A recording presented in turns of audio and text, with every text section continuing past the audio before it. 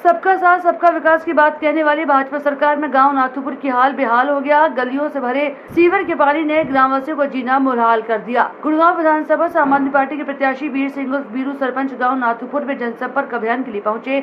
गाँव में पहुंचे बीरू सरपंच का ग्रामवासियों ने भव्य स्वागत किया और उन्हें गाँव की समस्याओं से अवगत करवाया। आम आदमी पार्टी के प्रत्याशी वीर सिंह ने कहा कि सबका साथ सबका विकास की बात करने वाली भाजपा सरकार के राज में गांव नाथूपुर का हाल बेहाल है।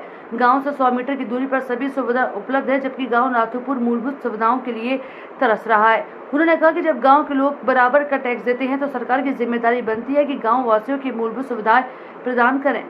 अगर बादशाहपुर विधानसभा क्षेत्र के मतदाता उन्हें अपना आशीर्वाद देते हैं तो दिल्ली और पंजाब की तर्ज पर इलाके का विकास करवाने में कोई भी कोर कसर नहीं छोड़ेंगे। दिल्ली की तरह इस इलाके के मोहल्ले में भी क्लिनिक होंगे। शिक्षा के क्षेत्र में बदलाव होगा। सरकारी स्कूलों को बेहतर किया जाएगा जिससे कि हर बच्चा शिक्षित हो सके। कि आज सर्व समाज ने भाई साहब को आशीर्वाद दिया है और नाथूपुर गांव से भाई साहब को जिता के भेजेंगे और वोट की चोट से अब की बार जनता इन बड़े बड़े जो दिग्गज हैं इनको नकारेगी। आम आदमी पार्टी की सरकार बनेगी, बीरू भाई सरपंच एमएलए बनेंगे और चंडीगढ़ में हम भेजने का भाई साहब को काम करेंगे।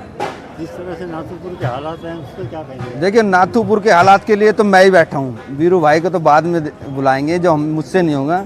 आज आप देख रहे होंगे मीडिया के माध्यम से भी और सोशल मीडिया के माध्यम से भी कि आज कोई गली या कोई मोहल्ला ऐसा नहीं है जहां गंदगी ना फैली हो, सीवर ओवरफ्लो की समस्या ना हो। निरंतर रूप से हमारी टीम काम कर रही है। जहां एक तरफ जेटिंग का काम चल रहा है, दूसरी तरफ बॉकेट मशीन का काम चल रहा है।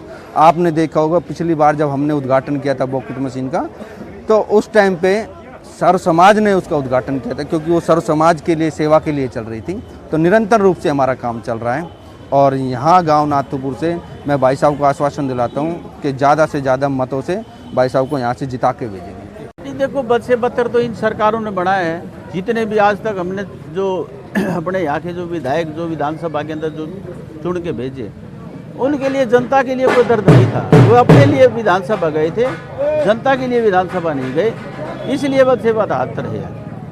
आप देखोगे जितना जो गुड़गांव का जो टैक्स का पैसा है, रेवेन्यू का पैसा है, पूरे हरियाणा पे खर्च हो रहा है, लेकिन गुड़गांव फिर भी बर्बाद होने लग रहा है। और दूसरा, इसमें भ्रष्टाचार बहुत भारी है, भ्रष्टाचार की भेंट चढ़ा हुआ है। इस वजह से ये बद से बदतर हालत है। तो किस तरह से क्या रणनीति लेकर के आप चलेंगे जिससे कि ये सारी सुविधाएं ठीक हो सके? देखो, हमारी ईमानदार पार्टी, ईमानदार सरकार जनता के जो टैक्स के पैसे हैं जनता के ऊपर खर्च कराएंगे, जो इसके विकास के काम है उसको कराएंगे। क्योंकि ईमानदारी से तो काम हो सकते हैं। अगर बेईमानी करनी है, हम ये सोचेंगे ये पैसे हम अपने ऊपर खर्च कर ले, उससे तो बात बनेगी नहीं। तो जनता के पैसे जनता पर खर्च होंगे, उसी से सारा विकास होगा। देखो भाई साहब, जो अब से पहले सरकार थी बीजेपी के साथ में, सबका वोट बैंक जितना था अभी दक्षिण हरियाणा का खासकर बीजेपी के साथ था। बीजेपी ने जो विकास कार्य होने चाहिए थे दक्षिण हरियाणा में वो पूरे नहीं हो पाए।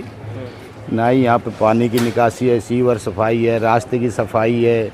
और बोलते हैं कि 270 करोड़ का टेंडर इको ग्रीन कंपनी कोई थी उसको टेंडर दिया, वो 270 करोड़ का भुगतान भी कर दिया कि ये सुनने में आ रहा है। लेकिन गांव के अंदर, गांव के आसपास पूरा गंदगी के ढेर है और कूड़े से लबालब रास्ते हैं, ना झाड़ू लगता है, ना सीवर साफ होते हैं। ठीक है, अब गाँव वोटरों को चाहिए क्या? पानी है, बिजली है, रास्ते हैं, और क्या चाहिए? ये नाथूपुर जो मिलेनियम सिटी के बीच में क्या ये अवैध बसा हुआ है या वैध टैक्स भरते हैं आप? अरे भाई साहब, सब चीज़ भरते हैं। लाल डोरे का गांव है, सबला ग्राम सामलात की ज़मीन है। अंग्रेज तो बहुत बाद में आया, उससे पहले का गांव बसा हुआ है। तो 10 साल तो बीजेपी सरकार को 10 साल बीजेपी। और फिर दूसरी बात है कॉरपोरेशन प्रशासनिक अधिकारी 7 साल हो गए अपने मन मर्जी का काम करते हैं और कोई काम नहीं करते। टेंडर छोड़ के टेंडर को ऐसे ही हजम कर जाते हैं। उसका भुगतान कैसे करते, क्या करते, कहाँ काम हुए, कोई उसकी गणना नहीं है, गिनती नहीं है। ना मौके वारदात पर धरातल पे कोई काम दिखता है। सरदारी का तहे दिल से स्वागत करना चाहूँगा, धन्यवाद करना चाहूँगा। मेरे यहाँ पहुँचने पर इतनी भारी संख्या में पहुँचे, मुझे पलना के आशीर्वाद दिया, पगड़ी बांध के जो आशीर्वाद दिया उसका मैं तहे दिल से स्वागत करता हूँ, धन्यवाद करता हूँ। मेरे भाई भोला गुजर जी बड़े ही कर्मठ साथी है हमारे, जो आम आदमी पार्टी की बौद्धिक रीढ़ की हड्डी हैं।